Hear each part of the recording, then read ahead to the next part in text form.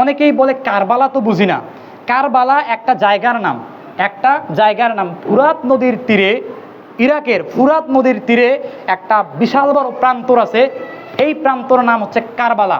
ওই দিনে এজিদের সৈন্যবাহিনীরা মুহাম্মদ সাল্লাল্লাহু আলাইহি সাল্লামের নাতি ইমাম হুসাইন রাদিয়াল্লাহু তাআলা আনহু সহ তার পরিবারস্থ 1400 জন পরিবারস্থ লোকদেরকে তারা হত্যা করেছিল এজিদকে নেতা হিসেবে মেনে না নেওয়ার কারণে। কারণ এজিদ কোরআন হাদিস একসময় মানছিল, কিন্তু পরবর্তীতে কোরআন হাদিস থেকে ডিভাইডেড হওয়ার কারণে, বিচ্যুতি হওয়ার কারণে সে তার নিজের আইন বাস্তবায়ন করতেছিল।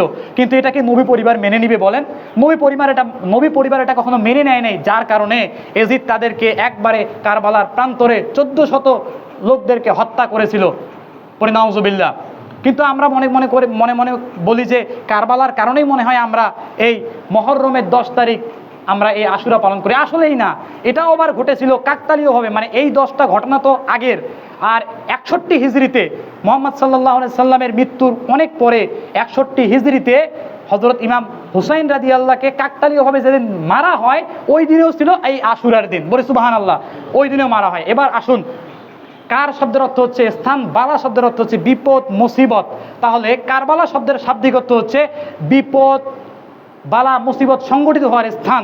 তাহলে বিপদ আপদ ইসলামের জন্য যেখানেই সংগঠিত হবে সেটাকেই বলা হয় কারবালা।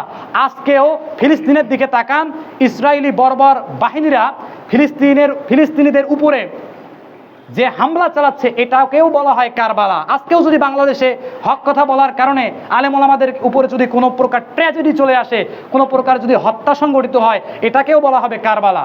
আজকেও যদি আমাদের মসজিদে কোনো একটা হামলা হয়, বিধর্মীরা বা অন্য কেউ যদি হামলা করে, আমরা যদি শহীদ হয়ে যাই, এটাকেও বলা হবে কারবালা। কারবালা শব্দের শাব্দিক অর্থ হচ্ছে বিপদ সংগঠিত হওয়ার স্থান। ক্লিয়ার? আলোচনা ক্লিয়ার? আমি আমার সংক্ষিপ্ত আলোচনা এখানেই শেষ করছি। সকলের সুস্বাস্থ্য ও দীর্ঘায়ু কামনা করে আমি আমার সংক্ষিপ্ত আলোচনা এখানেই শেষ করছি। আসসালামু আলাইকুম ওয়া রাহমাতুল্লাহি ওয়া বারাকাতুহু।